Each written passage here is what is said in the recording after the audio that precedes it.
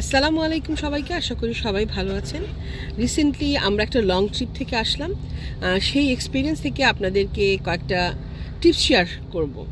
তো বেশি না, মাত্র 3টা। প্লেন জার্নি করার আগে try to wire comfortable dress.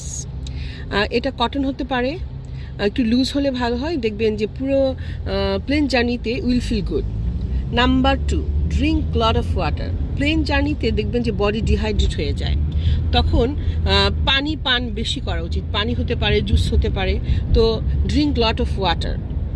আর 3 নাম্বারটা শুনলে একটু মজা পাবেন হয়তো বা, কিন্তু ট্রাস্ট মি, ইট ওয়ার্কস।